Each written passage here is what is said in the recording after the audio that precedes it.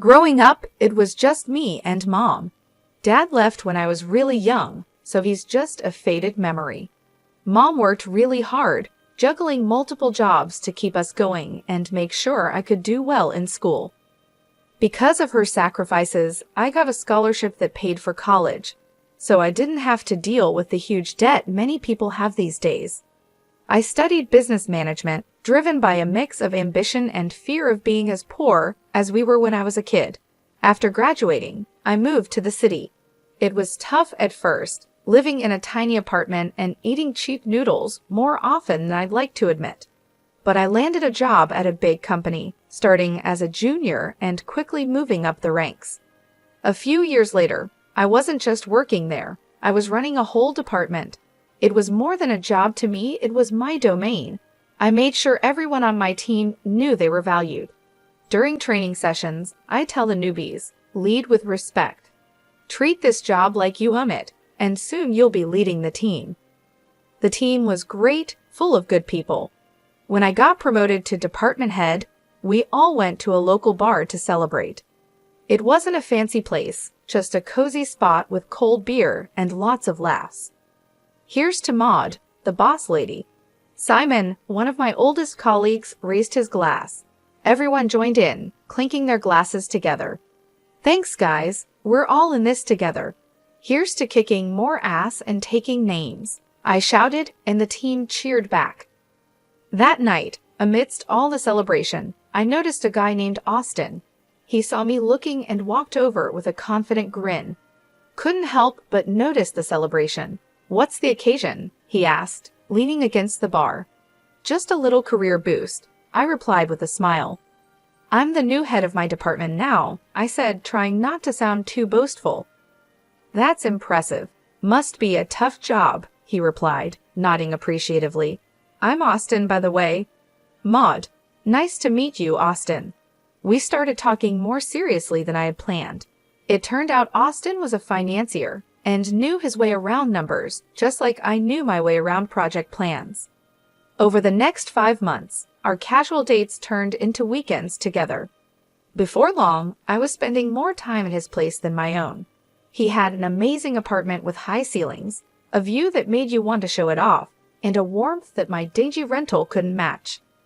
One evening, as we looked at the city lights from his balcony, Austin turned to me with a serious look on his usually playful face. He took my hands, and I could feel his nervous energy. Maud, these past months with you have been the best of my life. I know this might seem fast, but when you know, you just know, right? He started, his voice a mix of certainty and hope. I nodded, the cityscape blurring as my heart raced.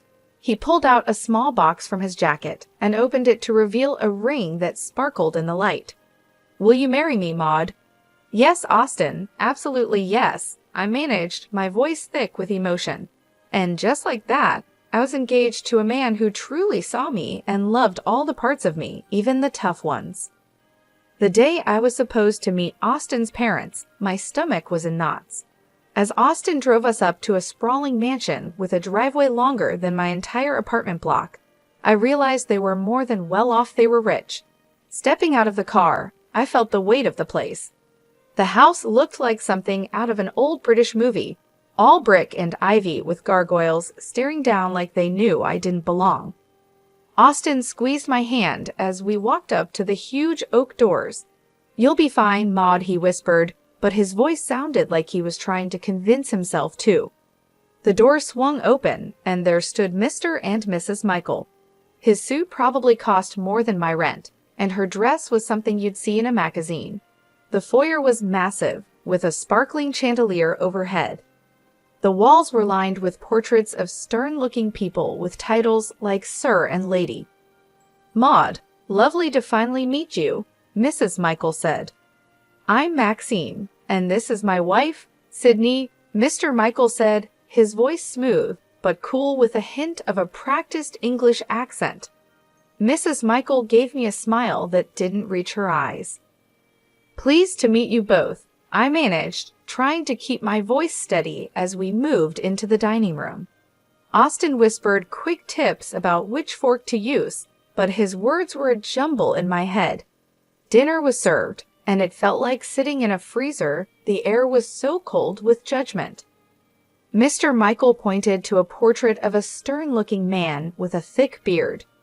That's Sir Daniel Michael, a direct ancestor from Canada. He came over in the 1500s to establish our family here, he said proudly. Really impressive, I said, trying to sound enthusiastic, but it was hard to eat when I felt like every move was being critiqued. I reached for what I thought was the salad fork, but the silence that followed told me I'd messed up. I glanced at Austin for help, but before he could whisper anything, Mrs. Michael's voice cut through. Perhaps things are done differently where you come from, dear, she said, each word sharp and precise.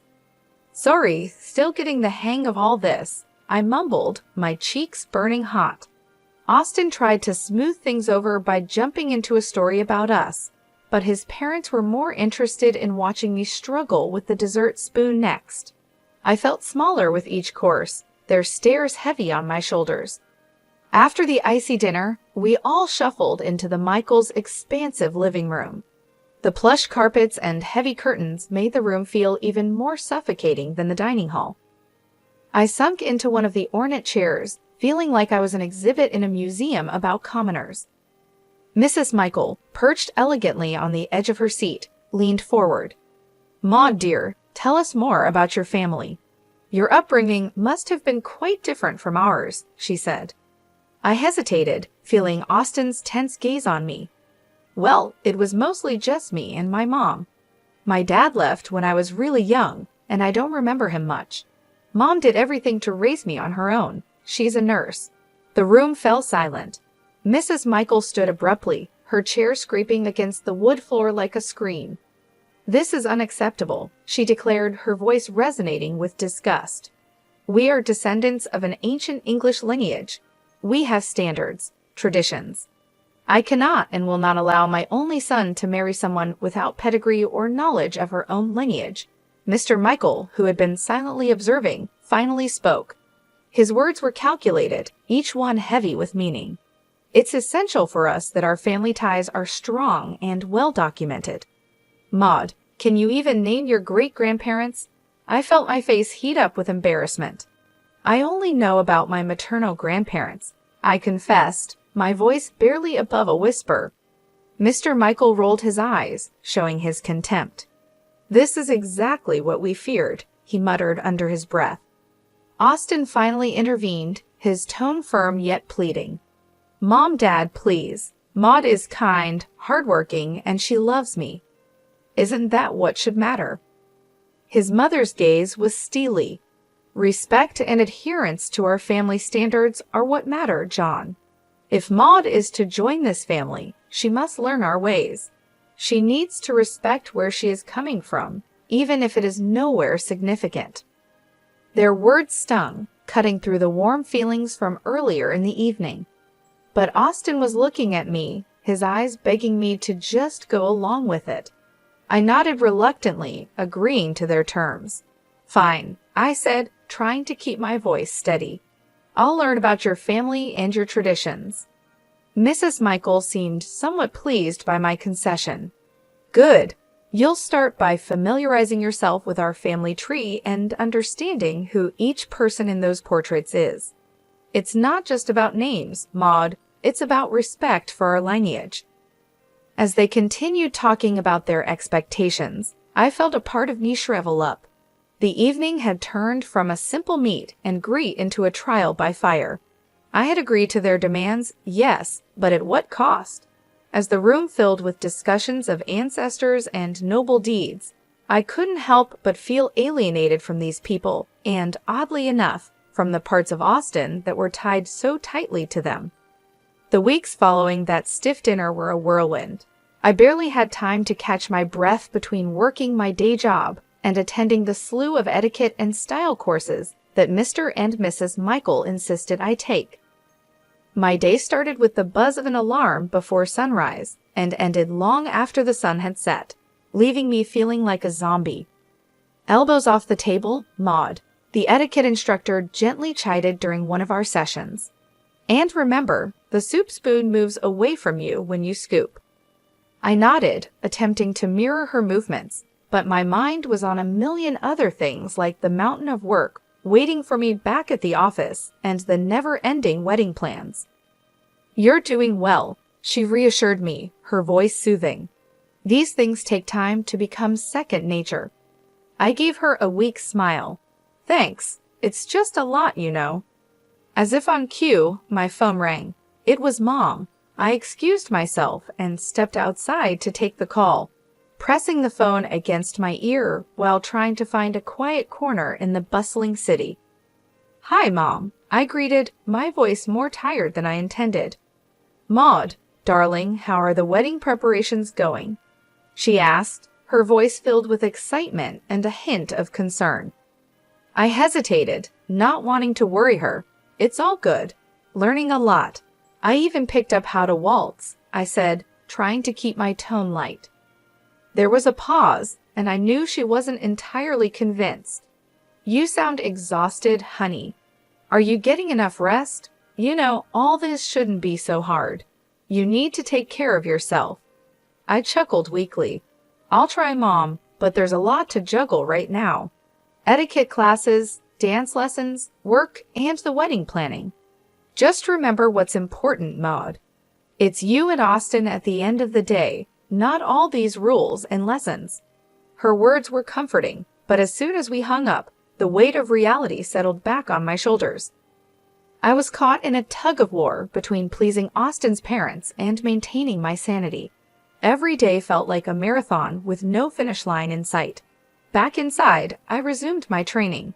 The instructor's voice was a droning background noise as I practiced the proper way to hold a wine glass, pinch the stem, not the bowl, apparently. In the rare moments of downtime, I'd find myself staring at the ceiling, wondering if all this was worth it, the constant scrutiny, the endless classes, the cold looks from Mr. and Mrs. Michael whenever I slipped up, which was more often than I liked to admit. One evening, as I was about to drift off to sleep, my phone buzzed. It was Austin, his text lighting up the screen. "How was your day? Miss you." I stared at the message, my fingers hovering over the keyboard. I wanted to tell him everything, to pour out my frustrations and fears, but I held back. Instead, I typed a simple, "Miss you too. Long day but all good." As I set the phone down, the silence of my apartment felt overwhelming. Was this how it was going to be? Pushing through the exhaustion, smiling through the stress, all for the sake of fitting into a world that seemed increasingly alien to me. The big day had finally arrived. The venue was a flurry of flowers, fancy dresses, and the faces of the city's high society milling about. My stomach was in knots as I tried to keep calm. I stood in my long, flowing white dress, trying to catch my breath. My mom came over and adjusted a curl on my forehead. "Everything will be just fine, Maud," she reassured me with a soft smile. I wanted to believe her, but as soon as the ceremony began, any hope of a peaceful wedding vanished. Austin's parents were in full superiority mode. Mr. Michael greeted guests with an air of boastfulness, while Mrs. Michael quickly pointed out to everyone how they had made everything possible. As the guests settled, I tried to mingle, but Mrs. Michael pulled me aside with a frosty smile. "Maud, dear, make sure our friends are taken care of. Fetch some drinks. There's a good girl," she instructed, gesturing towards a group of elderly gentlemen loudly discussing politics. "But I started, only to be cut off by her sharp glance. "No buts. You're practically family now. Show some initiative," she snapped. Reluctantly, I carried trays of champagne and hors d'oeuvres between tables, my dress trailing behind me. The weight of the fabric and the task made me feel more like a servant than a bride. I caught glimpses of Austin laughing and chatting, oblivious to my plight. As I passed another round of drinks, I overheard Mrs. Michael's voice rise above the chatter. "Maud will be serving us tonight. It's good practice for her, don't you think?" Her tone was condescending, her eyes keening the crowd for approval. That was the last straw. I approached her, my hands shaking slightly but my voice firm. "I am not a waitress at my own wedding. There are staff here who are supposed to do this." Mrs. Michael stood up, her expression one of mock surprise. You should be grateful we allowed such a simple girl into our family. Remember your place, Maud, she hissed, her words like daggers. I felt a flush of anger rise to my cheeks.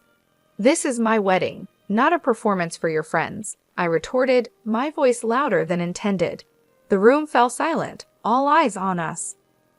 Austin, catching the tail end of our exchange, stumbled over, a glass of champagne in hand. What's going on here? He slurred slightly, his eyes not fully focusing. Your mother is treating me like a servant at our wedding, Austin. This isn't what today is supposed to be about, I said, frustration boiling over. Austin looked between me and his mother, his expression clouding. Maud, why are you making a scene? Just do what my mom asks. It's not a big deal. Not a big deal, Austin. This is our day, and your mom is ruining it. I shot back, disbelief and hurt swirling together. He took a long sip of his champagne before speaking. Look, Maud, you should be happy. I even chose you. There were plenty of girls better than you, prettier, richer. You're making a fuss over nothing. The words felt like a physical slap. I recoiled, the realization hitting me hard. The man I loved, the man I was about to marry, didn't see us as partners.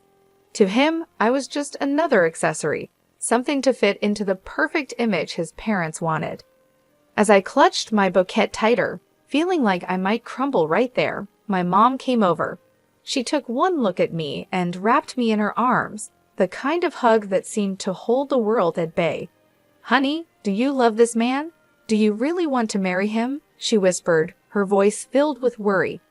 I shook my head, barely able to speak. No, Mom, I can't do this. I don't want to. Mom nodded, her jaw set in that determined way I knew so well.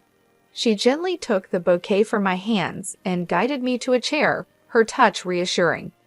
Then, with surprising sprightliness, she approached the DJ, asked for the microphone, and turned to face the gathered crowd. Ladies and gentlemen, may I have your attention, please? Her voice, clear and steady, cut through the murmurs, drawing every eye in the room to her. There was a hush, the kind that precedes a storm. She took a deep breath and turned to face Mr. and Mrs. Michael directly. I have something important to share about truth and pretense, she began, her gaze unwavering. I went to the same school as Maxime and Sydney Michael. Back then, they didn't carry an English accent or boast of noble blood. Their families were hardworking folks, just like ours. A murmur rippled through the crowd. Maxime's father was a mechanic, and Sydney's mother served tables at the local diner. She paused, letting the words sink in. The portraits, the accents, the surname, they bought them all to craft a past that would hide where they really came from. The room erupted into whispers, guests turning to stare at the Michaels, their faces a mix of shock and disbelief. Mrs. Michael stood up, her face red, the facade of aristocracy melting away. That's preposterous. But my mom wasn't finished. To think that you would stand on these fabrications and look down upon my daughter, judge her worthiness based on a lie. Maud is worth 1,000 of your false titles. She is real, something you've long forgotten how to be. The guests were now openly murmuring, their looks of fascination turning to disdain as they gazed at the Michaels. Mr. Michael tried to speak, his accent slipping into something less refined and more desperate. We did what we thought was best. For whom? My mom cut him off, her voice fierce. For your son? For society? Or just for your own shallow pride? The confrontation had drawn everyone's attention, and now the room was buzzing, the atmosphere charged with tension and revelations. The Michaels seemed to shrink, their grandeur dissolving into the air, leaving nothing but the stark, plain truth of their origins. Austin's face twisted with a mix of shock and anger. He stormed up to me, his voice barely a hiss as he leaned close. You've ruined everything, Maud. You've disgraced my family. And now you're questioning if I want to marry you after this spectacle. His words stung, but before I could respond, he grabbed my arm, pulling me slightly closer. I'll teach you how to be a good wife, one who knows her place and obeys. His threat hung in the air, heavy and chilling. I pulled my arm back with all my might, stepping away from him. The room was dead silent now, everyone's eyes on us. This was the man I had intended to marry. This was the family I was about to join. No, this couldn't be my life. I took a deep breath, my mother's earlier strength flowing through me. There will be no wedding, I announced loudly, making sure every guest heard. I regret that I ever considered marrying someone who truly matches the arrogance and deceit of his parents. Murmurs filled the room, some of shock, others of support. Austin stood there, mouth agape, as if trying to catch the words and stuff them back into my mouth. My mother came to my side, her presence a comforting shield against the chaos. Together, we walked through the crowd, our heads held high. In the weeks that followed, news of the Michaels' disgrace spread through the city. Their fabricated lineage and high society standing crumbled like a house of cards in a breeze. People who once revered them now crossed the street to avoid their shame. They sold their mansion and moved away, seeking a fresh start where their past wouldn't haunt them. As for Austin, I realized I was free from a life of lies and manipulation. I began to find myself again, living a life where I didn't have to pretend or fit into someone else's mold. My mom and I grew closer, and I discovered that real happiness comes from being true to yourself. I heard bits and pieces, rumors of Austin's downward spiral, of nights spent at bars trying to drink away the scandal. I didn't know if they were true, and frankly, I didn't care. He had shown his true colors, and they were too dark and twisted for me to ever want to look back. "Thank you, Mom," I said to her one evening as we sat in our modest living room. A stark contrast to the opulent falsity I had almost married into. For everything, for being there, for standing up for me, for helping me see the truth before it was too late. She took my hand, squeezing it gently. "I'll always be here, Maud. You're my daughter, and I raised you to be strong and true. No man, no family can ever make you less than what you are." We sat there, the TV chattering in the background, a normalcy that felt refreshing. I had lost a fiancé but gained back my life, my self-respect, and more importantly, my future. After the whole wedding debacle, going back to work felt like walking into a sanctuary. My colleagues who had heard about the chaos were nothing short of supportive. "Maud, you dodged a bullet, girl," Simon said as soon as I walked into the office. He was leaning against my desk, a steaming cup of coffee in his hand, which he handed to me as a peace offering or maybe a welcome back gift. "Thanks, Simon. Feels good to be back," I replied, taking the coffee and savoring the familiar bitter warmth. And yeah, that bullet was more like a cannonball. "Anyone who makes you serve guests at your own wedding is no husband material. You deserve way better, hun," Sabrina chimed in from her cubicle across the way. I smiled, grateful for the camaraderie. "I think so too. It's nice to be back where I'm appreciated for what I do, not for the family I might have married into." As the days turned into weeks, the support from my team didn't waver. It was during this healing time that I met Andrew. He was a friend of a friend, nothing fancy about his background, just a genuine guy with a quick smile and an easygoing attitude that was infectious. We met at a small get-together, just a few friends hanging out on a Saturday afternoon. He was there, laughing at something silly when I walked in. "Hey, you must be Maud," he said, standing up to greet me. "I've heard a lot about you. All good things, I promise." "Thanks, Andrew. I hope they didn't embellish too much," I replied, trying to match his easy demeanor. We hit it off instantly. His family was the polar opposite of the Michaels. The first time I met Andrew's parents, and they welcomed me with warm hugs and genuine smiles. "Maud, we're just glad Andrew found someone who makes him so happy," his mom said, pulling me into a hug as soon as I stepped through their front door. It was refreshing, the simplicity of it all. No pretenses, no demands, just mutual respect and acceptance. Andrew and I weren't rushing anything. We were taking our time getting to know each other beyond the surface level. We enjoyed long walks, quiet dinners, and endless conversations about our dreams and goals. I found myself relaxing in his company, appreciating the normalcy and ease that marked our growing relationship. It was a stark contrast to the pressure and expectations I had faced with Austin and his family. Back at work, things were also looking up. My colleagues continued to be supportive, and the office felt like a second home. One day, my boss called me into his office. "Maud, I just want to say we've all noticed how you've handled everything. It's not been easy, but you've managed to keep your performance top-notch." I nodded, unsure where this was leading. "We think it's time for another promotion. You've proven you can handle just about anything, and your leadership has never wavered." Leaving his office, I felt a surge of pride. With a new relationship developing, a career on the rise, and the respect of those I cared about, I was finally in a place where I felt I belonged. It was a complete turnaround from the chaos and heartbreak I had experienced with Austin and his family. Andrew's family continued to welcome me with open arms. Every visit to their home was filled with laughter and warmth. His parents would share stories from Andrew's childhood, and we would all sit around the kitchen table, enjoying simple, hearty meals. I felt like I was part of their family, and the feeling was mutual. They appreciated me for who I was, not for some image or status. At work, I took on new challenges and responsibilities with confidence. My team respected my leadership, and we achieved our goals together. The promotion brought new opportunities, and I embraced them, knowing that I had the support of my colleagues and superiors.